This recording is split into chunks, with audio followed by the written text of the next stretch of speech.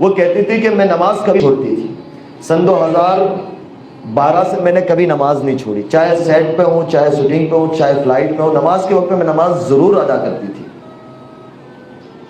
اور قضا نہیں کرتی تھی. ہمارا کیا ہوتا ہے، ہم سفر میں ہوتے نماز قضا کرتے تھے کہ بعد میں پڑھ لیں گے انشاءاللہ، لیکن بولے میں نماز قضا نہیں پڑھتی تھی، بس پڑھ لیتی تھی.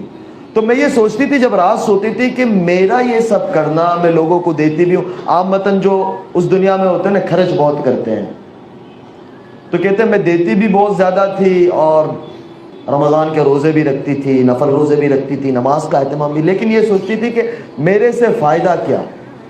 میں یہ سمجھتی ہوں لیکن لوگوں کو، انسانوں کو دنیا میں میرے سے فائدہ کیا؟ کوئی 1 روپے کا فائدہ نہیں ہے. چاہے ہمارا مذہب ہو، چاہے ہمارے برادران وطن، ہمارے بھائی ہو، کسی کو فائدہ نہیں. تو میں نے کہا فائدہ کیسا پہنچانا چاہتی تھی؟ بولے وہ ہماری ایک عیاشی میں تھے، بس ہمیں یہ ہوتا تھا کہ ہمارا مقصد پورا ہو جاوے چاہے کچھ بھی ہو. لیکن اس طرف آنے کے بعد میرا دل نرم ہوا کہ دنیا میں بسنے والا ہر انسان اللہ کا بندہ ہے، اس کو میری ذات سے فائدہ ہو جاوے. میری سوچ یہ ہو گئی کہ میں کسی کو کیسے بھی کام آ جاؤں، کسی بھی طرح سے کام آ جاؤں، کہ کوئی بھائی اور بہن پریشان ہے اس کے میں کام لگ جاؤں. اس وقت پہ آتی تھی یہ سوچ، لیکن کیا کر دیتے تھے. لیکن اس وقت یہ ہے کہ بھائی میں گراؤنڈ پر ہو کے ان کا کام کروں، یہ ایک میری فکر آ گئی. بولے اور میں رات کو سو نہیں پاتی تھی. میں نے کہا کوئی ایسا واقعہ؟ بولے واقعہ یہ ہوا، رمضان تھا 2019 کا، میں سوئی ہوئی تھی. بولے شہر سے پہلے میں نے قبر کو خواب میں دیکھا اور بہت بری حالت میں دیکھا. تو میں ایک دم چونک کر اٹھ گیا، مجھے بہت زیادہ بخار ہو گیا. اس کے دوسری رات میں نے قبر کو دیکھا، بہت اچھے طریقے سے دیکھا. پھر آواز سنی کہ اگر زندگی ایسے گزارو گے تو یہ ملے گی ورنہ وہ ملے گی. اب میں پریشان تھی کہ میں اتنی آگے چلی گئی تھی کہ پیچھے ہٹنا بہت مشکل تھا، کوئی صورتحال نظر نہیں آ رہی تھی. کیونکہ ایک زندگی ایسی ہوتی ہے کہ اس کی چاندنی اور ساری چیزیں تو وہ چھوڑنا جب آدمی سوچتا بھی ہے نا. ہمیں بہت لوگ ملتے ہیں بمبئی کے اندر کہ مولانا دل خالی. ایک پچھلے دنوں ایک بہت بڑا سنگر، ہمارے بھائی، ان کے بھائی فوت ہو گئے 1 سال پہلے. وہ مجھے باتوں باتوں میں کہنے لگے مولانا حج کرنا، اور پھر انہوں نے باقاعدہ رو دیا. بولے مولانا بس دعا کرو کہ اللہ اتنی زندگی دے دے اور اللہ کا گھر کھول دے کہ حج ہو جاوے. یہ دنیا کیا ہے؟ بولے میرے اتنی کٹ گئی، اب مجھے کیا ملے گا؟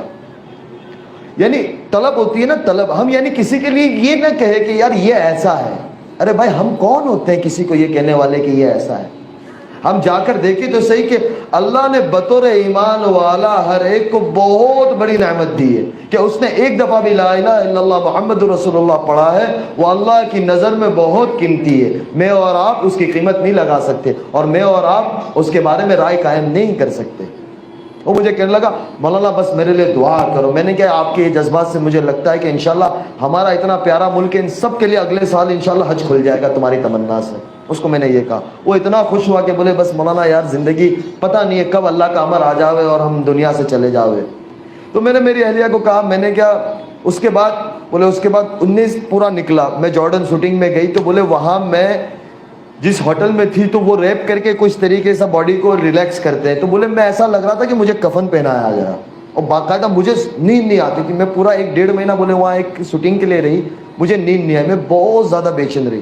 اب اس کے پس منظر میں لے جاؤ، ہمارے جو بڑے ہوتے ہیں نا، کابر امت و کابر امت ہوتے ہیں. اللہ تعالیٰ ہمیں اپنے بڑوں کی قدردانی کی توفیق دے. سن 2018 کی حج کے اوپر میں نے حضرت مولانا طارق صاحب سے کہا، میں نے کہا مولانا فلاں بہن ہے، پہلے میں بہن کہتا تھا، ایک بات بڑی یہاں ہنسنے والی ہے، میں اس کو بہن کہوں. میں نے کہا مولانا میں ان سے پہلی دفعہ 2017 حج عمرے پہ ملا رمضان میں.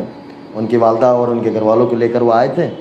تو میں نے کہا بہن آپ کو کچھ کام ہو تو مجھے ضرور بتانا، معاف کرنا یہ بات، لیکن جو حقیقت ہے وہ حقیقت ہے. ہمارے تصور میں بھی اللہ کیا فیصلے کر چکا ہوتا ہے آگے ہمیں نہیں پتہ ہوتے ہیں. پھر میں نے حضرت مولانا سے کہا، میں نے کہا مولانا آپ ان سے بات کریں. مولانا نے بات کی کہ بیٹی میں ملنا چاہتا ہوں. تو کہا کہ میں دبئی آ رہی ہوں. تو مولانا کہ میں ضرور آؤں گا بیٹی آپ کو ملنے. تو میں حج سے واپس دبئی آیا اور وہ بھی اپنی والدہ کے ساتھ دبئی آ گئی. مولانا انہیں ملے 6 سے 8 گھنٹے وہ اپنی والدہ کے ساتھ تھی، مولانا اپنے گھر والوں کے ساتھ تھے، ملے. پھر وہ بھی آ گئے، میں بھی انڈیا آ گیا. مولانا کا اگر سفر تھا کینیڈا کا، مولانا وہاں چلے گئے. مولانا مجھے کہتے ہیں کہ بیٹا اگر آپ کی ثنا سے کوئی سگائی ہو جائے تو بہت اچھا کام آ جائے. میں اللہ کی شان 3 دن جماعت میں تھا تو میرے ساتھی میرے ایک دوست کو میں نے کہا مولانا کا دماغ سٹکا گیا ہے. میں نے مولانا کے بیٹے کو मैसेज किया, मैंने कहा यार वालिद साहब का दिमाग, वो कनाडा में थे तो हमारा वक्त का फ़र्क था। बोले क्या हुआ? मैंने कहा मौलाना किसी के साथ किसी का भी निकाह जोड़ देते। अगर मैंने इनको ये बात कह दी ना तो ये मुझे जूता उठा के मारेंगे कि यही काम रह गया है। फिर मैंने अल्लाह के आगे मांगा, मैंने कहा यार बात तो बड़ी है लेकिन पता नहीं क्या है ये 2018 की मैं आपको बात कर रहा हूँ। 19 पूरा चला गया, 19 रमज़ान में हज़रत मौलाना अब्दुल रज़ाक साहब और हम साथ में इकट्ठे उम्रे के सफ़र पे साथ थे। तो मौलाना को मैंने कुछ चीज़ें बताई तो मौलाना मुस्कुराए। मौलाना में जाहिर सी बात है कोई भी मुस्कुराएगा आदमी। मैं एक तरह से मौलवी, अपनी ज़िंदगी मौलवियों की सीधी सादी ज़िंदगी होती है। तो मौलाना भी मुस्कुराए। मैंने मौलाना के बेटे से कहा, मैंने कहा मौलाना किसी का भी रिश्ता किसी के साथ भी जोड़ देते, पीछे मुड़ के पूछते नहीं इसका क्या हाल है? तो बोले अभी तक आपने लड्डू मुँह में रखा है। मैंने कहा यार लड्डू ऐसा पकड़ा है कि मुँह में तो रखना ही पड़ेगा। तो फिर मौलाना की तबीयत बहुत ख़राब थी मदीने मुनव्वरा में, फिर हम लोग इंडिया आ गए और उसके बाद वो जॉर्डन में थी, उनकी शूटिंग चल रही थी। 20 में वो वापस आई। फिर मैं अल्लाह की शान उम्रे पे मदीने मुनव्वरा में था, फरवरी के महीने में, लॉकडाउन से कबल। तो उनका मैसेज आया कि मैं आपसे बात करना चाह रही हूँ। 3-4 दफ़ा मैसेज आया। मैं हरम में था तो मैं देख नहीं पाया। फिर मैंने रात में बोले मैं आपसे कुछ बात करना, कुछ मसाइल थे। वो मुझे कहे कि ये मसाइल अब मुझे समझ नहीं आ रहा है मेरा क्या होगा। मैंने कहा यार आपके पास दौलत है, शोहरत, अभी आपके पास माशाल्लाह काम है, जब लॉकडाउन लगा नहीं था। मैंने कहा अच्छी ज़िंदगी, ऐसा क्यों बोलते हो? मैंने कहा अल्लाह आपके लिए बहुत आसानी करेगा, बस आप अल्लाह से मांगो। उस बंदी ने उस रात से तहज्जुद शुरू की। तब पहले कभी कभी पढ़ती थी लेकिन आज तक माशाल्लाह उसकी तहज्जुद फौत नहीं हुई, सफ़र हो हज़र हो। यानी अल्लाह कहते हैं ना कि तहज्जुद नेकों का अमल है और नबियों का ये बहुत अहम सुन्नत रही है कि अल्लाह ताला ने अपने महबूब सल्लल्लाहु अलैहि वसल्लम से कहा कि मेरे नबी जी रात में आपकी और मेरी मुलाकात और मेरी बात भी बहुत ज़रूरी है कि आप रात में मेरे पास आया करें। कुरान कहता है इस बात। तो ये नबियों का शेबा है और रात के अंदर उठकर अल्लाह से मांगना ये बहुत बड़ी चीज़। अल्लाह मुझे और आपको इसका लुत्फ़ नसीब फरमाए। तो मैंने उनको कहा, मैंने क्या आप अल्लाह से मांगो। तो फरवरी का ज़माना था, लॉकडाउन लग गया, उन्होंने अल्लाह से मांगना शुरू किया। कुछ मसाइल थे, मैंने कहा अल्लाह ताला तुम्हें इस मसाइल से, और कोई दूसरे मसाइल नहीं थे, बस वो ज़िंदगी के अंदर सुकून नहीं था, चैन नहीं था। मैंने कहा अल्लाह तुम्हें निकालेगा। जैसे जैसे रमज़ान करीब आता गया, शाबान आता गया, उन्होंने कहा कि मैंने अपने घर में बंद कर दिया है जो टेलीविज़न था। मैंने कहा यार शुरू रखो, क्यों बंद किया? मैंने कहा चलाओ यार, क्या मसला है? बोले बस दिल नहीं होता। रमज़ान आ गया। रमज़ान में माशाल्लाह मामूल के मुताबिक हर साल 2 कुरान ख़त्म होते थे पहले उनके। उस साल उन्होंने 3 कुरान ख़त्म किया। मैंने कहा बड़ा अल्लाह मुबारक करे। रमज़ान के बाद उन्होंने मौलाना को कहा कि मुझे निकाह करना है अनस से। मौलाना का फिर मुझे आया, मैंने क्या मौलाना 2018 से ये 2020 हो गया माशाल्लाह से। मेरे वालिदैन भी मैंने क्या इंतज़ार कर रहे हैं। तो जाहिर सी बात है मैं एक ही बेटा अपने वालिदैन का। तो मैंने क्या मौलाना, बोले नहीं अब होगा। तो फिर मुझे कुछ समझ नहीं आ रहा था। तो मैंने ठीक है, मैंने क्या जून जुलाई का महीना था और उसी के अंदर 2-3 माह और गुजर गए। मैंने इनको कहा यार, फिर जैसे अल्लाह की तरफ से इम्तिहान भी आता है, जैसा बंदा होता है ना ऐसा इम्तिहान होता है, लेकिन बंदा जमा रहता है ना तो अल्लाह की मदद आती है। बंदे की दिल की नीयत साफ़ होती है और मजबूत होती है ना तो अल्लाह ताला की मदद ऐसे आती है। इतना काम आना शुरू हुआ, जैसे लॉकडाउन खुलने गया तो वो जो पता नहीं नौजवान सारे बैठे हैं, मुझे नाम याद रहेगा, खतरों के खिलाड़ी एक शो आता है, पता नहीं यार नौजवान बैठे होंगे, मैंने देखा कभी नहीं है लेकिन वो बताते थे। तो उसकी ऑफ़र आई, बोले पहले जा चुकी थी और बहुत ज़्यादा। मैंने कहा चले जाओ कर लो आप। मैंने कहा कर लो, हमारा क्या है, 10 दिन की बात है आपकी। बोले नहीं बस नहीं करना। इसके बाद जो इन्होंने वेब सीरीज यानी एक शूटिंग की थी उसका दूसरा पार्ट आना था, उसके लिए वो बहुत ज़्यादा मशहूर हुई थी। तो काम बोले इतना आया कि 17-18 साल की ज़िंदगी में कभी इतना नहीं आया, इतना काम आना शुरू हो गया। मैंने कहा यार कर लो।